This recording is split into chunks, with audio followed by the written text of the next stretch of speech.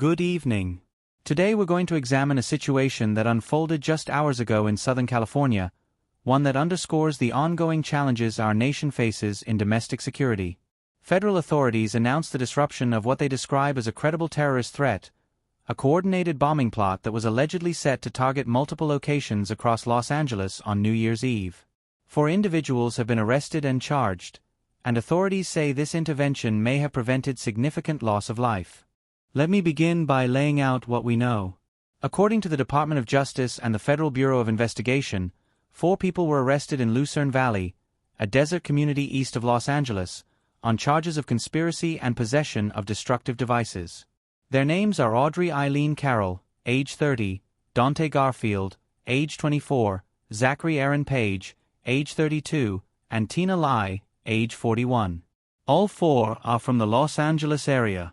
Federal authorities state that these individuals were members of what they describe as a radical offshoot of a group calling itself the Turtle Island Liberation Front. According to the FBI and DOJ, this group espouses what they characterize as pro-Palestinian, anti-law enforcement, and anti-government ideology. The term Turtle Island, for those unfamiliar, is an indigenous name used to refer to North America. The group's stated aim, based on their social media presence, appears to be the liberation of what they call occupied territories from what they term the American Empire. The criminal complaint filed in federal court alleges that the 4 suspects were planning coordinated attacks using improvised explosive devices, specifically complex pipe bombs, at 5 separate locations across Los Angeles County on New Year's Eve. The complaint further alleges that the group had developed detailed operational plans, including step-by-step instructions for constructing these devices, security protocols to avoid detection, and specific tactical considerations for executing the attacks. Now, let's talk about how this plot was discovered and disrupted. According to court documents, the suspects were using the encrypted messaging platform Signal to coordinate their activities. The group chat they used was reportedly titled Order of the Black Lotus. Through investigative techniques, federal authorities became aware of their planning and monitored their activities. On December 12, the group allegedly traveled to the Mojave Desert to construct and test explosive devices. It was during preparations for this testing that authorities intervened and made the arrests in Lucerne Valley. When investigators searched the campsite, they recovered what an FBI bomb technician later assessed as components that could be used to build both improvised explosive devices and Molotov cocktails. The materials found included various sizes of PVC pipes, suspected potassium nitrate, charcoal powder, sulfur powder, and materials suitable for use as fuses. The technical assessment concluded that these components were readily assemblable into functioning explosive devices. According to the complaint, one of the suspects, Audrey Ilene Carroll, had provided a detailed list identifying the components, chemicals, and tools required to create the pipe bombs, along with associated costs. The operational plan allegedly outlined that 3 members would plant backpacks containing these devices at different points along their assigned buildings. The plan also reportedly included extensive security measures, such as using burner phones, establishing declothing locations to remove potentially incriminating evidence, and setting up long movies to stream at their homes to create alibis. In addition to the 4 arrests in California, FBI Director Kash Patel announced that a 5th individual believed to be connected to the same group was arrested in New Orleans for allegedly planning a separate attack. This suggests that the threat may have extended beyond Los Angeles, though details about the New Orleans case remain limited at this time. Attorney General Pam Bondi characterized this as a massive and horrific terror plot that was prevented through intense investigation by the Department of Justice working with the FBI. She stated that the group was also planning to target immigration and customs enforcement agents and their vehicles, which would suggest an additional dimension to their alleged objectives beyond the New Year's Eve attacks. So what are the potential outcomes of this case? First, from a legal perspective, the 4 suspects face federal charges of conspiracy and possession of destructive devices.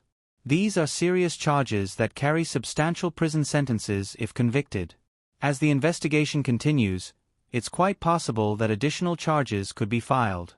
The federal government has significant resources for prosecuting terrorism cases, and given the nature of the alleged plot, the seriousness with which these cases will be pursued, the breadth of evidence collected, and the public safety implications, prosecutors will likely seek maximum penalties. The suspects are entitled to their day in court, and it's important to remember that these are allegations at this stage. They will have the opportunity to present their defense, challenge the evidence, and contest the government's characterization of events.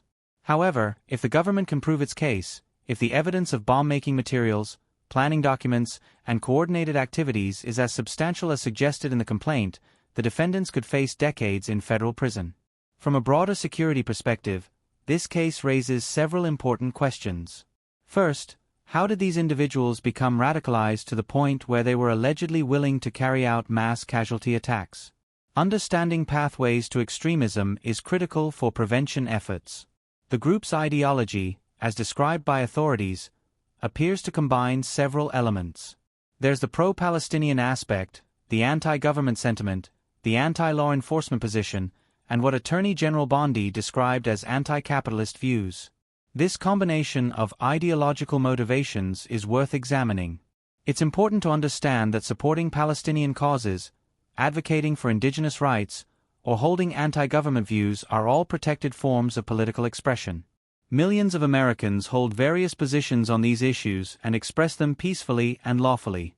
The line that authorities allege was crossed here was not the holding of particular political views, but rather the alleged planning and preparation to commit violence, to build explosive devices, and to target public spaces and law enforcement.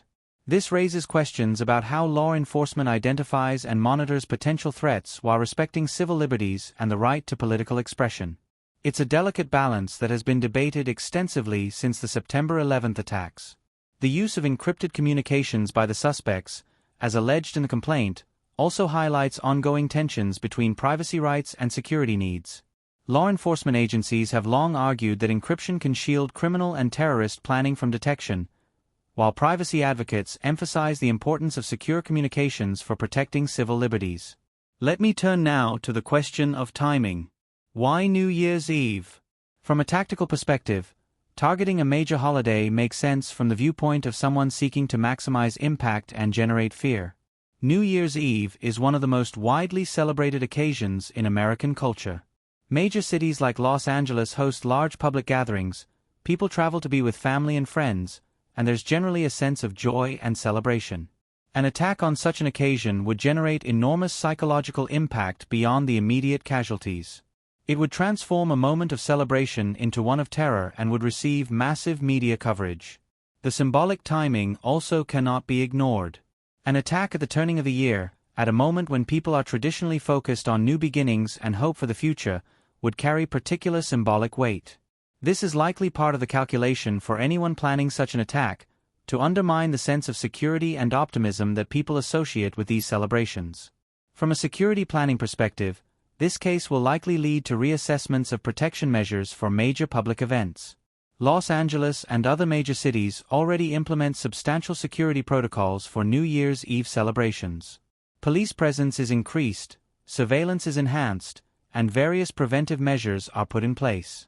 However, no security system is perfect, and the challenge of protecting soft targets, public spaces where large numbers of people gather, remains one of the most difficult problems in counterterrorism.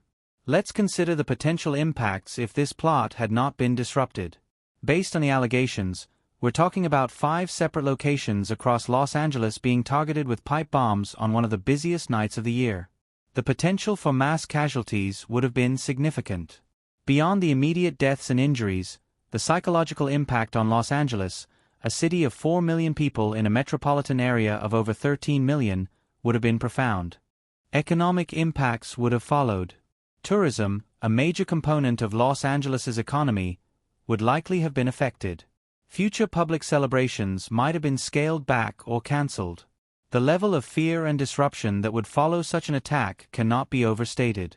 We saw similar effects after other terrorist attacks in recent history.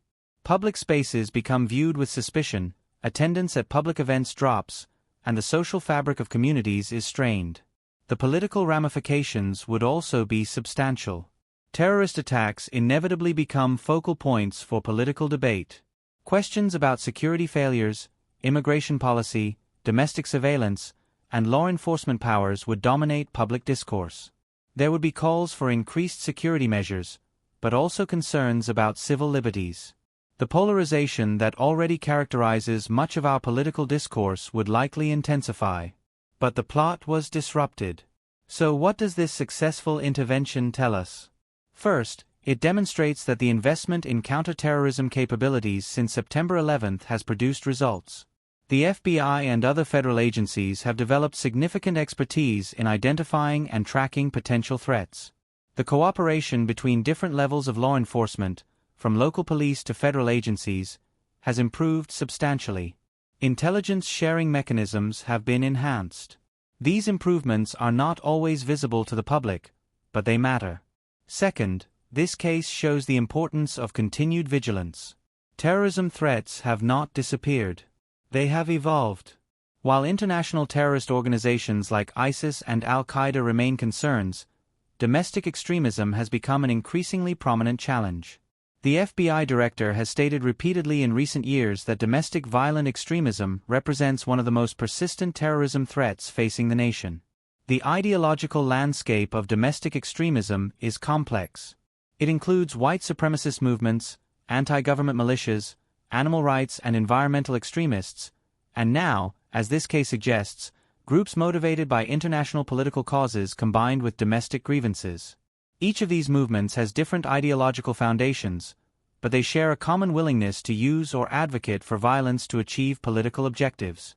Third, this disruption highlights the ongoing challenge of identifying threats before they materialize into action. In this case, authorities appear to have had sufficient warning to intervene before any attack occurred. But the question remains, how many other individuals or groups may be in earlier stages of radicalization or planning? The resources required to monitor and assess potential threats are substantial, and law enforcement agencies must constantly make decisions about where to focus their limited resources. Now, let's discuss some of the factors that may have contributed to this situation. Radicalization doesn't happen overnight. It's typically a process that unfolds over time, often accelerated by online communities and propaganda. The Internet has made it easier than ever for individuals to find like-minded extremists, to access instructional materials on weapons and tactics, and to reinforce their beliefs in echo chambers where alternative viewpoints are excluded. Social media platforms, including encrypted messaging apps, play a complex role in this landscape. They provide valuable tools for legitimate privacy and free expression, but they can also facilitate criminal conspiracy and terrorist planning. The platforms themselves have invested heavily in content moderation and threat detection, but the challenge is enormous given the scale of content being shared every day. The Signal app used in this case, according to the allegations, is designed specifically to provide secure, encrypted communications, which is its primary feature and appeal for millions of legitimate users worldwide. The group's pro-Palestinian ideology, as characterized by authorities, raises particular sensitivities. It's crucial to distinguish between legitimate political activism on behalf of Palestinian rights, which is constitutionally protected speech and political activity, and violent extremism that crosses into criminal territory. The vast majority of people who support Palestinian causes do so through peaceful advocacy, protest, and political engagement. What allegedly sets this group apart, according to authorities, is not their political views but their alleged willingness to commit violence. This distinction matters greatly. In the aftermath of this case, there may be attempts by some to paint all pro-Palestinian activism as extremist or terrorist-aligned. Such broad-brush characterizations would be both inaccurate and counterproductive. They would undermine legitimate political discourse and potentially drive more people toward radicalization. At the same time, we cannot ignore that some individuals do use political causes as justifications for violence, and when they cross that line into criminal activity, law enforcement has a responsibility to intervene. The anti-government aspect of the group's ideology, as described by authorities, also places them within a broader tradition of American anti-government extremism. This is not new. From the Oklahoma City bombing in 1995 to various militia movements, anti-government ideology has periodically manifested in violent forms. These movements often view the federal government as illegitimate, tyrannical, or controlled by nefarious forces. While most people who are skeptical of government power express those views peacefully and work within the system for change, a small minority conclude that violence is justified. Looking forward, what are the implications for security and policy? In the immediate term, law enforcement agencies across the country will be reviewing their security preparations for New Year's Eve and other upcoming public events. The specific tactics allegedly planned by this group, the use of backpack bombs at multiple locations, will inform defensive measures. We can expect increased bag checks, more visible police presence, and potentially restrictions on what people can bring to public celebrations. In the longer term, this case will likely fuel ongoing debates about several policy issues. First, encryption and law enforcement access to communications. Some will argue that cases like this demonstrate the need for law enforcement to have greater ability to access encrypted communications. Others will counter that weakening encryption would create security vulnerabilities that could be exploited by criminals and hostile foreign actors, and that it would infringe on privacy rights without necessarily preventing terrorism. Second, domestic terrorism legislation. Currently, federal law has specific statutes for international terrorism, but domestic terrorism is generally prosecuted under other laws such as weapons violations, conspiracy, and hate crimes. Some have called for a specific domestic terrorism statute, while others warn that such legislation could be used to suppress legitimate political dissent and would disproportionately target certain communities. Third, the role of social media and online platforms in facilitating extremism. There are ongoing discussions about what responsibilities these platforms should bear for content shared by their users, and what tools and resources should be dedicated to identifying and removing extremist content. These questions don't have easy answers. Over-aggressive content moderation risks suppressing legitimate speech. Insufficient moderation risks allowing dangerous extremism to flourish. Fourth, prevention and intervention programs. How do we identify individuals who may be on a path toward radicalization and provide off-ramps before they commit to violence? Various communities and organizations have developed intervention programs, but they remain relatively limited in scale and scope. Research on what works in de-radicalization and counter-radicalization is still developing. It's also worth considering the role of community engagement in preventing terrorism. Law enforcement cannot be everywhere, and not every threat will be detected through surveillance or intelligence operations. Tips from community members, from people who notice concerning behavior or statements from friends, family members, or colleagues, play an important role in threat identification. Building trust between communities and law enforcement is essential for this to work effectively. However, this raises its own challenges. Communities that feel targeted or marginalized by law enforcement may be reluctant to cooperate with authorities. Historical experiences of surveillance, infiltration, and profiling of certain communities have created deep mistrust. Rebuilding that trust requires sustained effort, accountability, and genuine engagement from law enforcement agencies. In the case we're discussing today, we don't yet know how authorities initially became aware of the alleged plot. It could have been through electronic surveillance, through human intelligence sources, through tips from the public, or through some combination of these methods. As more information emerges through the legal process, we may learn more about the investigative techniques that were employed. One question that often arises in cases like this is whether there were missed warning signs. Did these individuals exhibit concerning behavior that was overlooked? Were there opportunities for intervention earlier in the process? These are important questions for after-action reviews, but we should be careful not to assume that every attack or attempted attack could have been prevented if only someone had acted differently. The reality is that law enforcement and intelligence agencies are tracking thousands of potential threats at any given time, and resources are finite. Let me turn now to some broader considerations about the current threat environment. According to assessments from the Department of Homeland Security and the FBI, the United States faces a heightened terrorism threat environment characterized by lone offenders and small groups motivated by a range of ideological beliefs. These threats are often enabled by the use of easily accessible weapons and tactics, and by mobilization through online platforms. The threat landscape has become more fragmented and complex compared to the period immediately following September 11, 2001, when international terrorist organizations like Al-Qaeda dominated the threat picture. Today's threats are more diverse in terms of ideology, tactics, and organizational structure. Some are linked to international terrorist organizations, but many are homegrown and self-radicalized. This complexity makes the counterterrorism mission more challenging. It requires broader surveillance, more sophisticated analysis, and greater resources dedicated to understanding a wider range of ideological movements.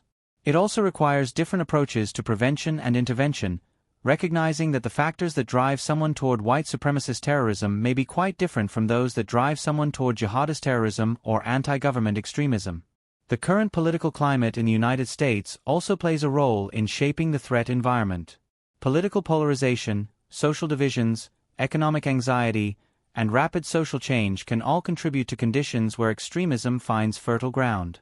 When people feel that their concerns are not being heard through normal political channels, when they feel that the system is rigged against them, or when they feel that their way of life is under threat, some may become susceptible to extremist narratives that promise simple solutions or that justify violence. This is not to excuse terrorism or to suggest that political grievances justify violence. They absolutely do not. But understanding these dynamics is important for developing effective prevention strategies. If we want to reduce terrorism, we need to address not just the immediate security threats but also the underlying conditions that make people vulnerable to radicalization. Now, in the remaining time, let me address some of the scenarios and possibilities going forward from this case. First, the legal proceedings. The 4 suspects will likely make initial court appearances in the coming days. They will be appointed attorneys if they cannot afford to hire their own. The government will present its evidence to support continued detention, arguing that they pose a danger to the community and a flight risk. Defense attorneys will challenge the charges and may argue that their clients' activities did not constitute a genuine threat or that their constitutional rights were violated during the investigation. As the case proceeds through the courts, we'll learn more details about the alleged plot, about the suspects' backgrounds and motivations, and about how the investigation unfolded. There may be superseding indictments with additional charges. There may be cooperation deals where some defendants agree to testify against others. There may be pre-trial motions to suppress evidence or dismiss charges. If the case goes to trial, which major terrorism cases sometimes do, it could be a lengthy and complex proceeding. Second, the investigation. While 4 people have been arrested, investigations don't typically end with initial arrests. Investigators will be working to determine whether there are other individuals involved, whether there are other threats that need to be addressed, and whether this group had connections to other extremist movements or organizations. The 5th arrest in New Orleans suggests that the network may extend beyond the 4 California suspects. There may be additional arrests in the coming weeks or months. Third, the broader counterterrorism implications. Every disrupted plot provides learning opportunities for both law enforcement and for potential terrorists. Law enforcement learns about current tactics, communication methods, and ideological trends.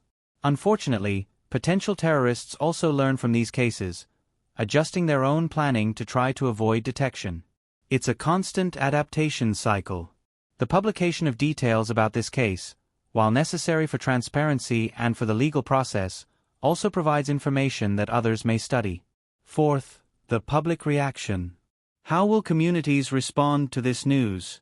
For many Americans, this will reinforce concerns about terrorism and security.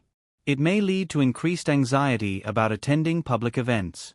For others, it will be seen as evidence that law enforcement is effectively doing its job to keep people safe. For some in communities that feel targeted by counterterrorism efforts, there may be concerns about potential backlash or increased scrutiny. It's important that public discussions about this case remain fact-based and avoid generalizations about entire communities or political movements. The individuals arrested are accused of specific criminal acts. They do not represent the millions of Americans who share some of their political views but would never consider violence. Collective blame and discrimination are counterproductive and contrary to our values as a society.